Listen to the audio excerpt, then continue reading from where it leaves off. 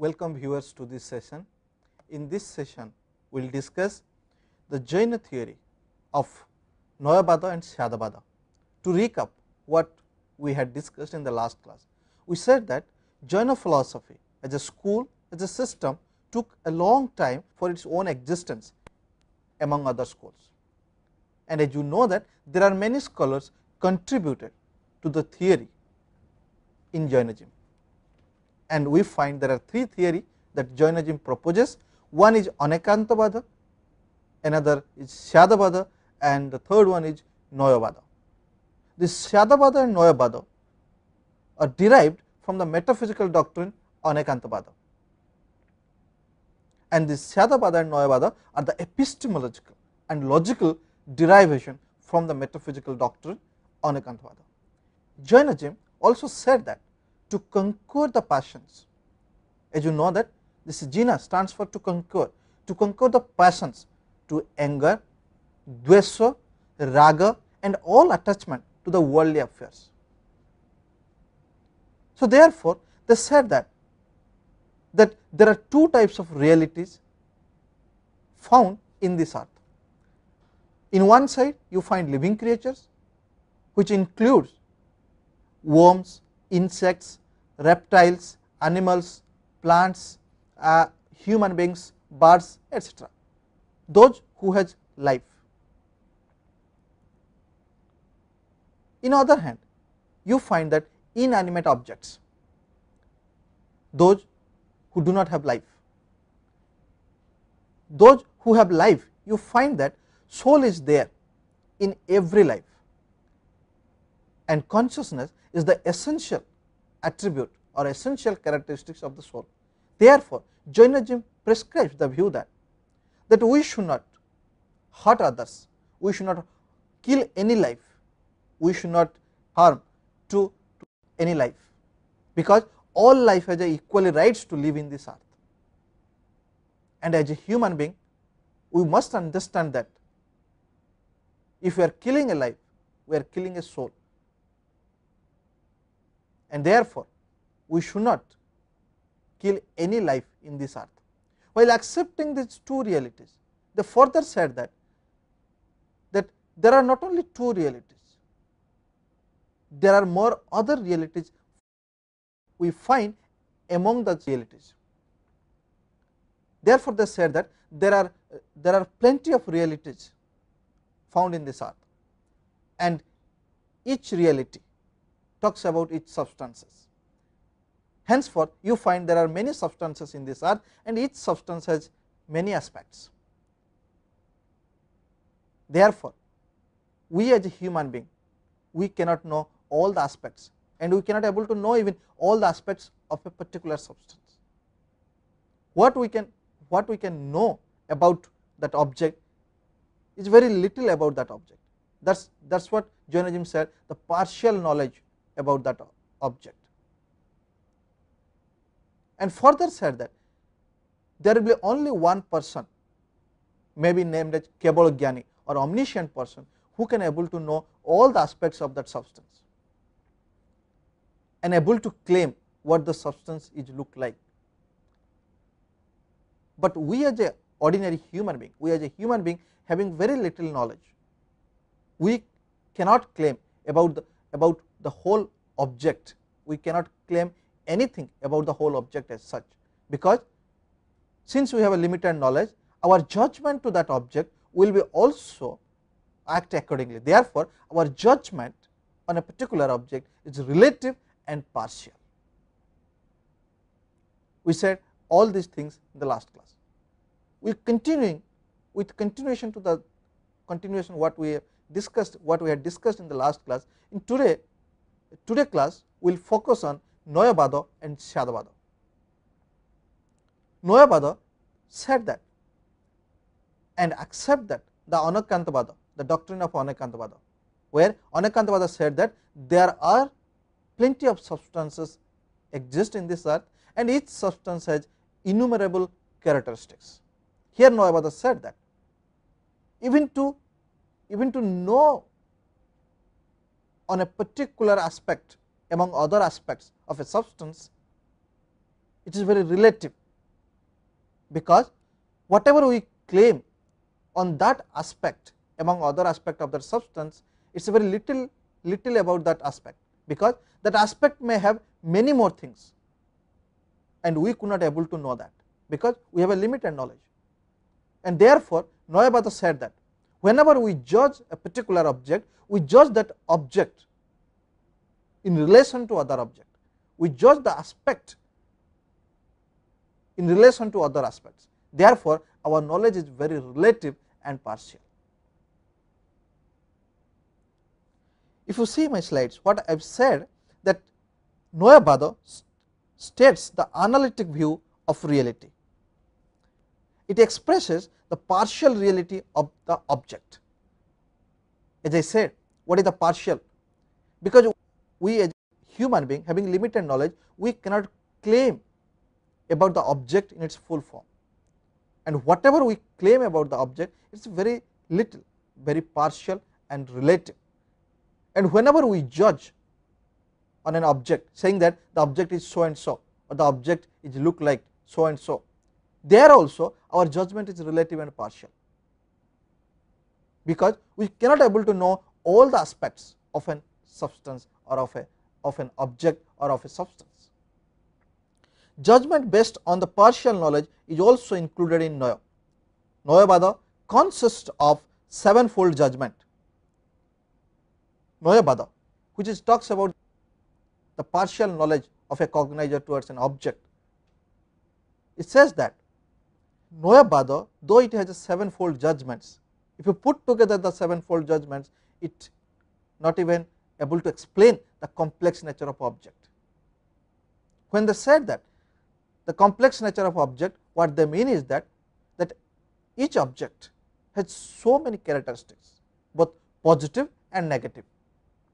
Positive characteristics are those characteristics which are present in the object, and negative characteristics are those characteristics which we do not find in that object. In this way, Jainism explains what is positive character of an object and what is negative character of an object. Here Jainism clearly said that Noyabada consists of sevenfold judgments, and these sevenfold judgments, if you put together, they won't even able to explain the complex nature of object. Further, they said that because the complex nature of an object, whatever we express our view on a particular object, it is a partial in nature, it is a relative in nature. And further, they said that a cognizer, when he or she cognizes the object, he or she must have a particular opinion on that object. While appreciating that opinion, he or she should not decline others' opinion on that object as well. The reason behind that, whatever his or her opinion on that object, it is a partial and relative, and the same thing may be found in case of others. Therefore, one must respect others' opinion on an object. Others' opinion may be relatively true, as it is like your opinion.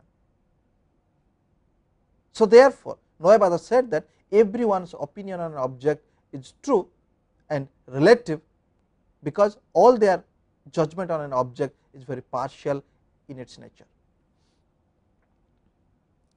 Now, let us discuss what are those 7 Noyas.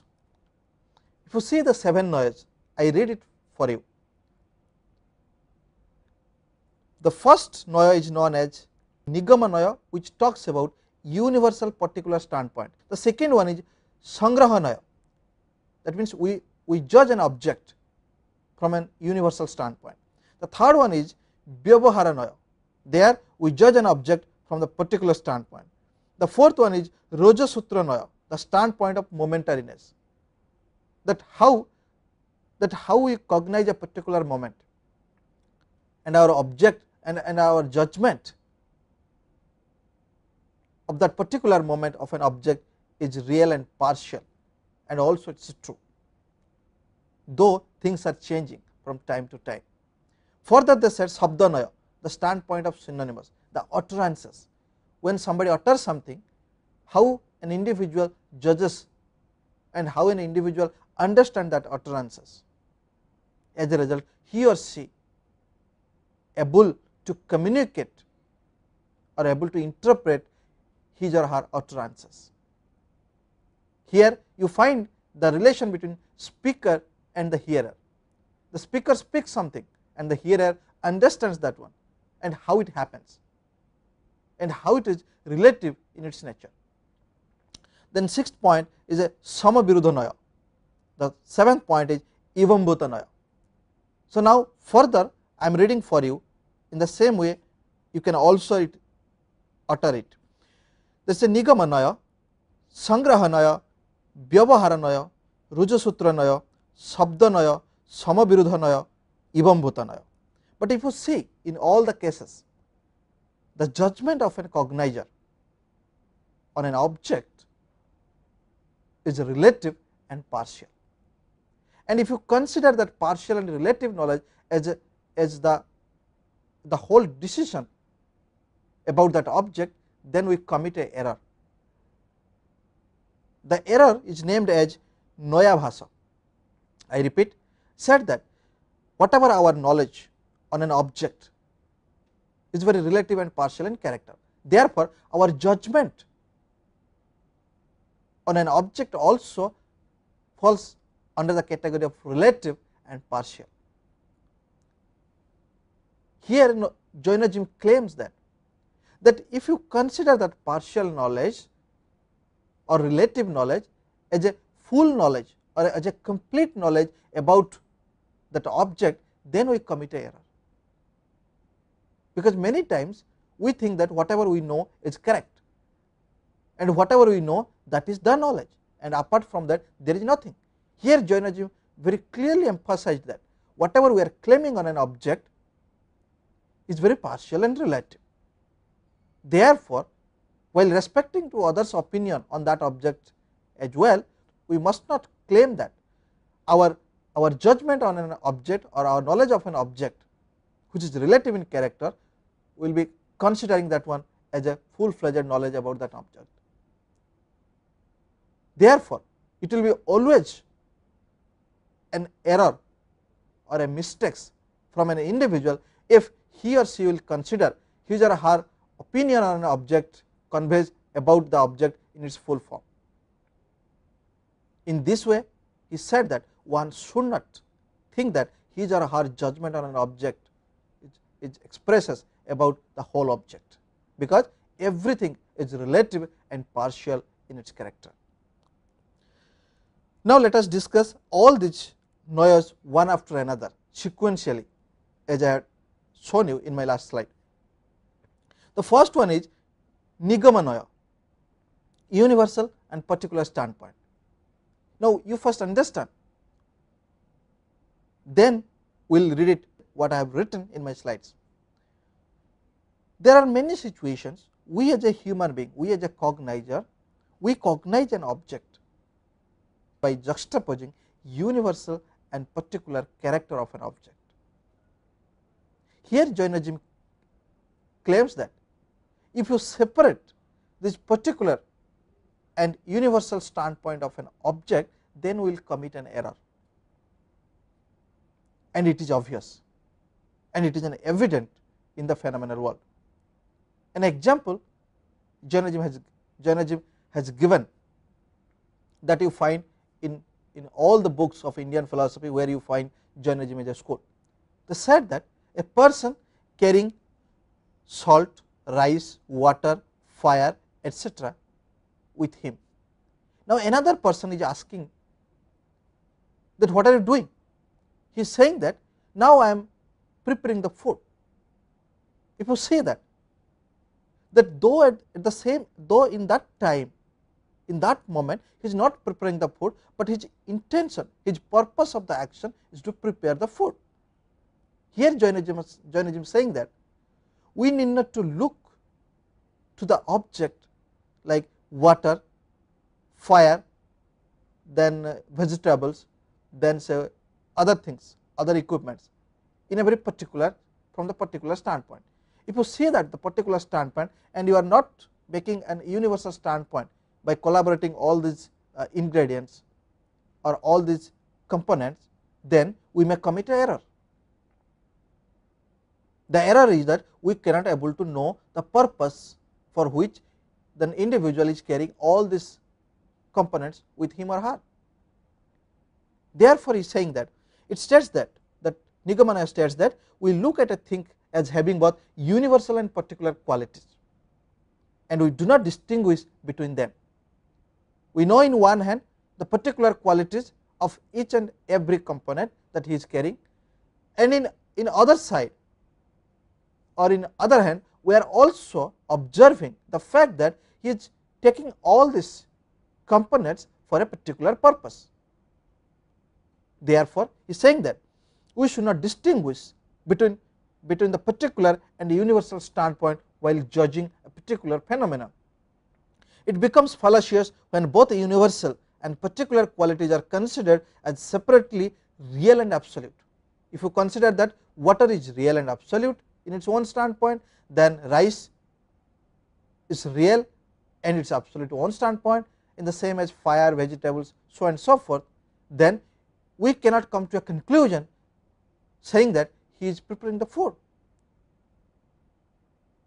And while claiming that he is preparing the food as a universal standpoint, if we are not considering the particular standpoint, then again we will commit an error. That means we cannot even know that for what purpose he is carrying all those things. We cannot able to identify, cannot able to judge what is his or her purposes. Therefore, he is saying that there are many cases the cognizer judges an object or about an object by mixing both universal and particular standpoint, or by juxtaposing both universal and particular standpoint. And again also it is a relative in character. The way an individual judges to this phenomenon, other people may not be judging the same way. However, since every judgment is relative in character, one has to respect others' opinion on that particular phenomena as well. In this way, in Nigamanaya, Jainism claims that many times we must not distinguish the universal and particular standpoint of an object while judging that object. Now, moving further, that is Sangrahanaya. Sangrahanaya states that universal standpoint. There are many situations, many contexts, we as a cognizer, we judge an object from an universal standpoint. While judging from the universal standpoint, we ignore the particular standpoint in many occasions, and we thought that the universal standpoint is real and absolute. However, the particular standpoint is unreal, and if it is so, then again we commit the error, the fallacy, that is Noyabhasa. Therefore, we must think that under which standpoint we are judging an object. And also here the message here Jainism conveying is that there are many standpoints that one has to look to that matter and judges accordingly. So therefore, by claiming only one side, that this is the only final judgment, it cannot be the correct one, because judgment can be made on that object from a different angles for different purposes. Henceforth, just by considering the universal standpoint and rejecting others are unreal, it is not the correct judgment about that object. And henceforth, while we considering the universal standpoint, we must also consider the particular standpoint to judge an object, to claim something about that object. The third Noya says that Vyavahara Noya. Vyavahara Noya talks about the particular standpoint. In many occasions, you consider the objects from a particular standpoint and you claim that this object and this object is real and absolute based on my judgment, or whatever I judge to that object is real and final. There won't be any further judgment to that object, or no one can claim any other judgment of different type on that object, because my judgment is final, because I have considered the object from this or that standpoint.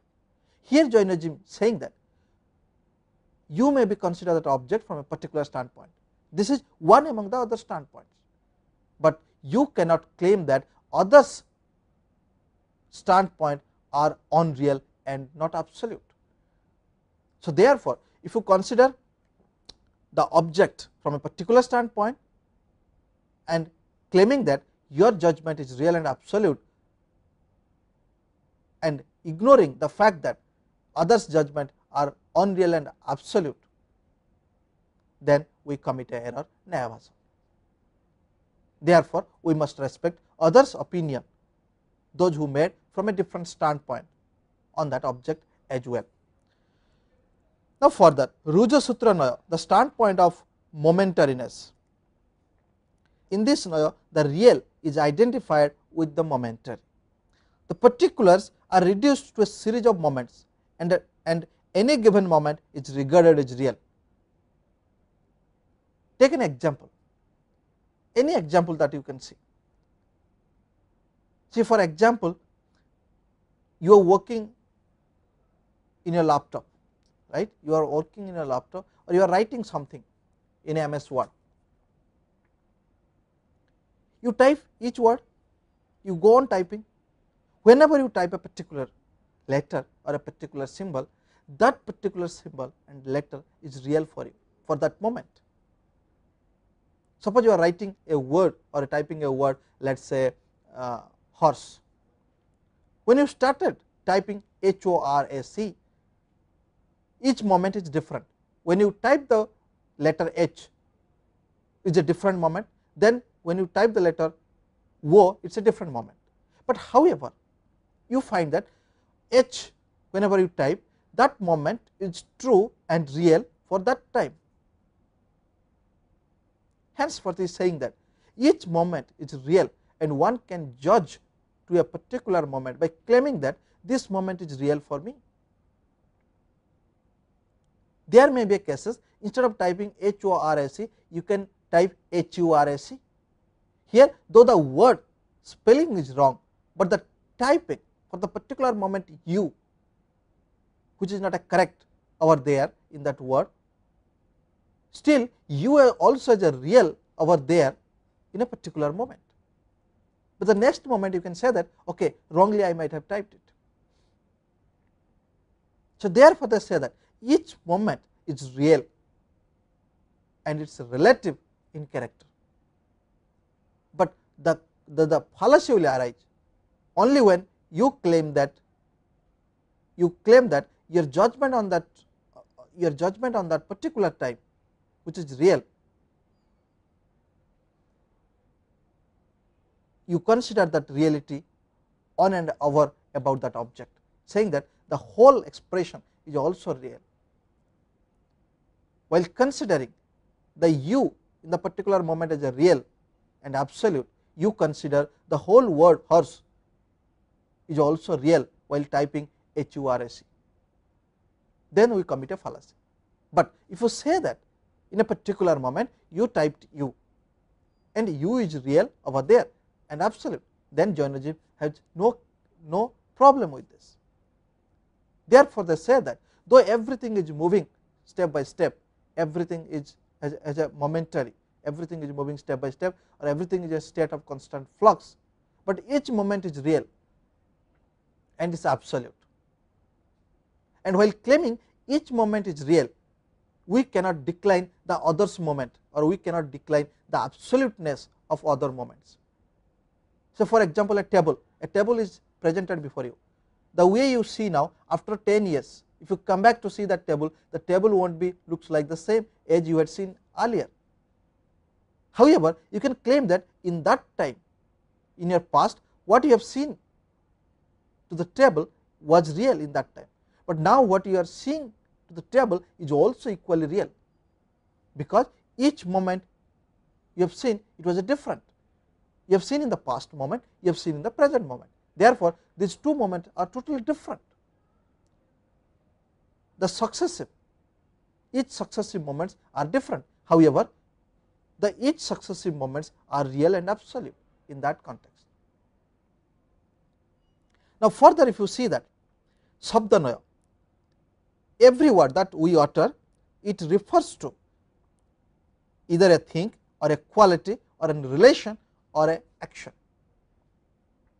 Any word that you utter, if you utter the word say horse, if you utter the word say computer, if you utter the word say relationship, if you utter the word let us say color, see any word that you utter, it refers to either a quality or thing is an object over here, then it is a relation or an action. So, if you ask someone stop, it is an action, the word stop stands for action. So, therefore, here you find that each word has a relation to its meaning, and we understand the word because of its meaning. So, therefore, there is a relation of a meaning and the word it stands for. There is a relation between a word and the meaning it stands for, or many times you find there is a word and there is a corresponding meaning of it which it signifies. But in many other cases, there are many examples that we find that to express a particular word, to express a particular meaning, there are different words exist in our vocabulary system. So, therefore, we communicate the same meaning by using the different word in our communication. What the point here Jainism focused is that a word is necessarily related to the meaning which it signifies, but sometimes a particular meaning may be conveyed by more than one words. However, a word and its meaning have a relative relationship, and if we do not keep this in view, we commit the error. We know that each word stands for a particular meaning, or each word signifies a particular meaning, and there are many words may be conveying the same meaning in some occasions. If this is so, one must understand that a particular word in a particular time convey a meaning, and the same meaning may not exist in other moment. For example, in a drama, a person in the drama while performing some actions, king in a drama, an individual doing some actions, king's action. So, there you can say that he is a king, because he behaves like a king and he also acted like a king, but in the real life he may not be a king. So, therefore, the king while you utter when he or she is doing drama, it is different than in his real life. Therefore, one must understand that the word king will be appropriate or will be fixed only when there is an action involved or there is a context. That means, a particular word has a different meaning for a different context, and if one ignores by considering the fact that a word is not necessarily changing its meaning by time to time, then he or she commits the error. If he or she thinks that a word has a particular meaning and it will be across the context, then it is not so. Therefore, here Jainism is saying that a particular word may convey a particular meaning, but there are different words conveying the same meaning as well. Therefore, you should not consider that whatever the word and meaning stands for, it will be remain as it is forever. However, the relation for that moment of the particular word and what it signifies, it is true and absolute. In the same way, if other people have uttered some other word conveying the same meaning, it is also true and absolute for him. So, therefore, if you can see that these two persons have their opinion on that meaning and word and a particular meaning by using a different word as a relative in character. In this way, you find that all our judgment on a particular object while communicating through the words, it is also relative in character. Now, the next step will be Samaviruddha Naya. In this Naya, Jaina distinguishes terms according to their root. Samaviruddha is a Naya it distinguishes terms according to their root. Any words that we find or any terms that we find, it distinguishes from the root. That means, by considering the root, we get the meaning of that word. An example, say Pankaja, Pankaja within quote and unquote. What it conveys is that born of mud, any creature or plant that born of mud. But conventionally, we have restricted the meaning of Pankaja to the lotus. So here Jainism is claiming that though Pankaja has a different meaning from its root, if you find out its root, it is saying that something born of mud. But however, whenever somebody says that Pankaja, we immediately refer or we immediately understand the concept lotus, because lotus is an object refers to the Pankaja. But if you just evaluate, if you find out the root of that word, then it is a different meaning. In the same way, there are many other examples I can give to you. Suppose go. In Hinduism, we say that Go Mata, it is a cow. But if you see the Sanskrit term go, that means someone is moving, then only you can say go. But however, in the context of Hinduism, it is restricted to the cow. What is saying that? A particular utterance has a different meaning. Sometimes it is restricted to a particular meaning or an object, and sometimes it conveys a different meaning. Therefore, anything that you claim, it is a relative in its character. Therefore, though we know that Pankaja, which is the root, the root meaning of Pankaja is born of mud, but in conventional sense we refers to the object called lotus. In the same way, if you say go, it also refers to the animal cow. In this way, you find that everything is relative in its character, and we as a cognizer, we have a partial judgment on any object that we see in this earth. Further, Ivam Bhuta Naya, the last one, this Naya, it is a specialized form of Naya. This Naya holds that a particular object can be referred by a particular name only when its meaning is fulfilled. What it says is that whenever you utter a word, make sure that the word have a particular purpose and the word has a particular action in that particular moment. Therefore, they say that the Naya holds that a particular object can be referred by a particular name only when its meaning is fulfilled. If you say go, that means the animal has to move. If the animal is not moving, you cannot claim that animal is go. There are n number of examples you find. For example, Kalasa. Kalasa in Hindu religion, Kalasa will be used for different purposes.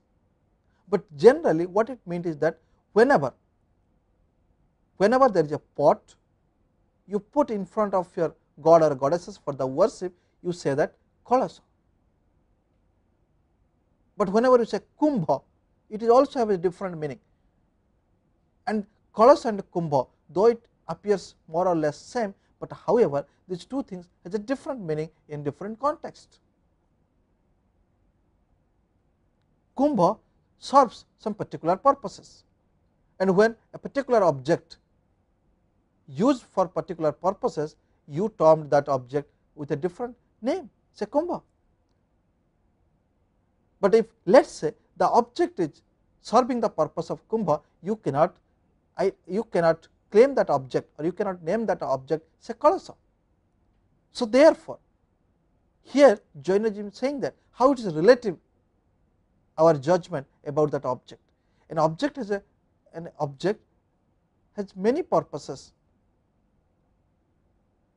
We, the human being, use the object for our different purposes. Therefore, every object is used in different contexts for different purposes. Therefore, the object should have a different meaning, and whenever we claim with a particular name to that object, it simply implies that the object must be engaging or doing a particular action. And if this is the case, then our judgment is partially correct. In the same way, if other people will be judging that particular object with a different name, while that object is serving a different purpose, then also it is true and correct and also absolute. Therefore, though the particular object is named differently because they are doing different purposes, however, both are true, absolute and relative in their character. Same thing I have written here. I said that a cow should be called go only when it moves and not when it is lying down. The same thing also I have explained to you now. When an object is used for a specific purpose, its name or designation will be specific. An object is thus treated differently for the different purposes. So, that means when an object is used for a particular purpose, you claim that object with a different name, or you name that object so and so.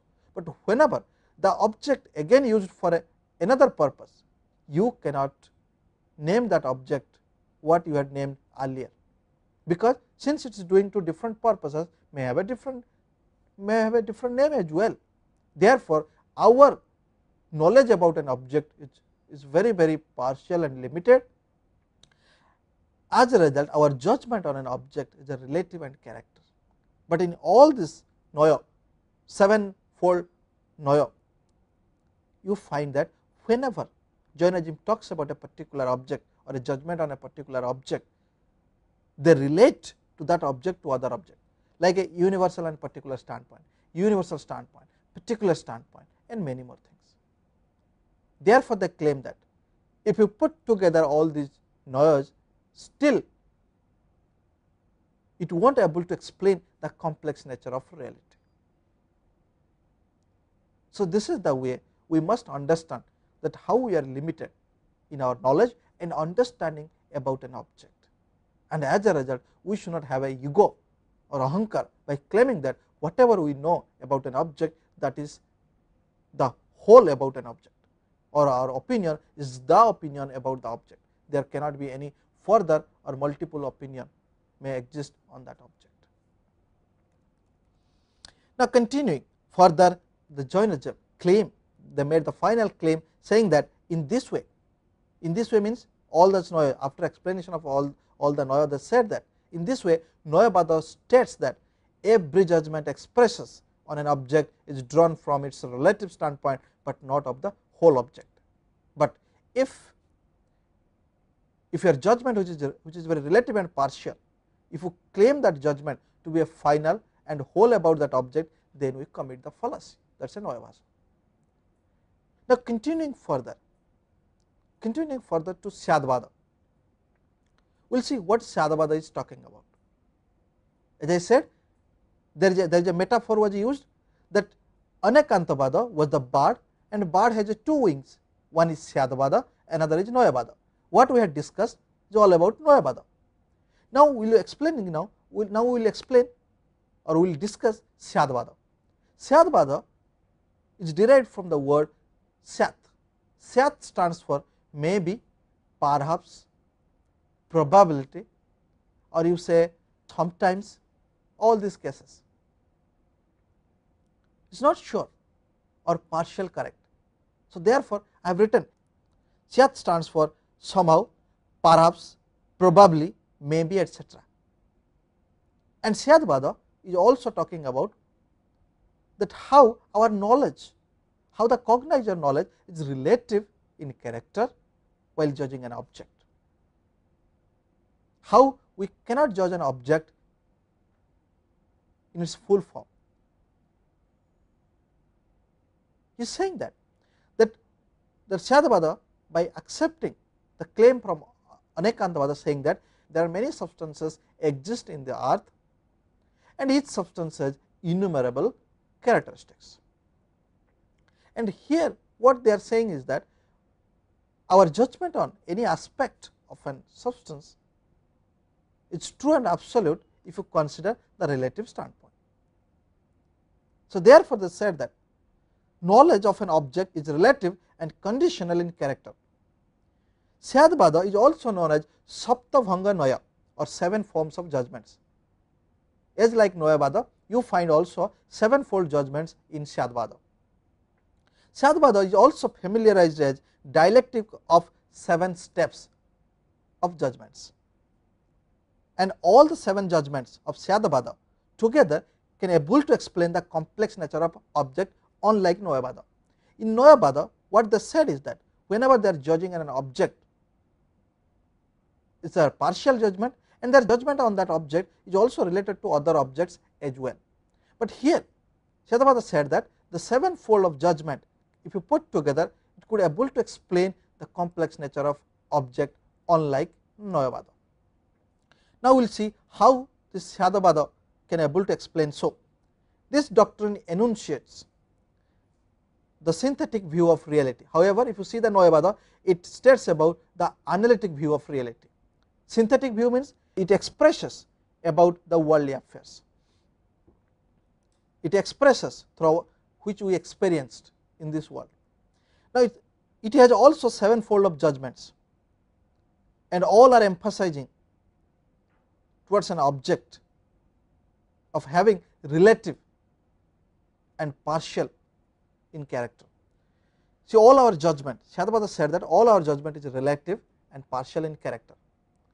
All these 7-fold judgments are emphasizing that our judgments on an object are relative in character because they are based on our partial knowledge. Thus, instead of saying that the grass is green, what Syadvada is claiming that we must say, or we should say, relatively speaking, the grass is green, because we as a human being having limited knowledge, neither we know all the varieties of grass, nor we know all the characteristics of grass that find in the object grass. Therefore, we must say that instead of grass is green, we say that relatively speaking the grass is green. And a famous example is a very familiar example. Some of you may not be knowing it, therefore, I think it will be appropriate if I will discuss with you. There are 6 blind men, and the task has given to them stating that find out how an elephant looks like. So, the 6 blind men touches the different parts of the elephant and claims the elephant in a different way. If you see that the person who touches one of the leg of an elephant claim that the elephant is a pillar. The person who again touches his tail claims that the elephant is a rope. In the same way, you find that persons who touch trunk of an elephant, ear of an elephant, belly and tusk of an elephant, respectively, they claim that the elephant looks like a tree branch, hand fan, wall and solid pipe. Here Jainism conveying the message clearly, saying that all this opinion on the elephant is true because they are relative in character. However, their relative judgment, if you claim that this judgment is all about the elephant, then here we commit the fallacy. Here it is a particular message that Jainism is conveying, saying that all these 6 blind men, whatever opinion they are giving on an elephant is a relatively correct and absolute. However, that relative knowledge of an elephant or an object cannot be claimed, cannot be treated as the knowledge of that object in its full form. Therefore, every judgment is relative in its character. Now, the 7-fold judgment of Syadvada we will discuss. Before discussing that Syadvada, we must know that according to Jainism, everything exists from the standpoint of its own substance, space, time and form, and it does not exist from the viewpoint of other substance, space, time and form. An example, the table exists. So that the table exists in a particular place, particular time, with a particular width and made of a particular substance, having a particular height, having a particular sharpness, having a particular length, so on and so forth. And therefore, the same object cannot be exist in other space in the same time as well, having all the features, having the same length, same width, same breadth, then having the same weight, all these features. Therefore, he is saying that if an individual judges that object, the table, on a particular moment, saying that this object exists in a particular space made of wood, so on and so forth, then his or her judgment on that object is true and absolute. And here he can claim that whatever he is claiming is real. On the other side, the person who is claiming that the object or the table cannot exist in other space having the same features, having the same width, length, breadth, made of wood, etc. Because a particular table can exist in a particular space and in a particular time. It cannot be available in two places in the same time. If this is so, those who negatively saying that the table cannot exist in other room at the same time, since it exists in other room. If this is so, then you find that in both the individual their claims are true and absolute, because in one hand the individual is claiming that the table exists before me and it is made of wood and having so and so features. This is true and real. On the other side, the individual claiming that since the table exists in that room, it cannot be available in the same time in other room, having the same width, same size and made of wood as well. Therefore, both the standpoint of both the individual are real and absolute, and henceforth no one is contradicting with others, and therefore both are true in their knowledge about that object, and henceforth their judgment about that object is relative and partial in character. The existence and non-existence of a table are viewed from different standpoints, and there is no contradiction found in it. If you see, in order to understand the complex nature of objects completely, we should understand the 7 steps of Syadbad. He is saying that every object has innumerable aspects, and to claim about that object we must know the 7th fold of judgments of Syadbad. And once we know the 7th fold of judgment of Syadbad, if you put together, it helps you to explain the complex nature of object. So in the next class we will discuss what are these 7 fold of judgment or 7 forms of judgment of Syadbad, and how really this Syadbad really put together, all fold of judgment put together in Syadbad, able to explain the complex nature of object known as Anekantabada.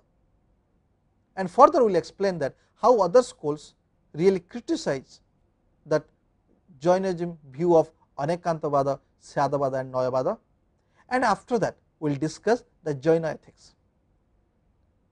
So this is all about for today class. Thank you.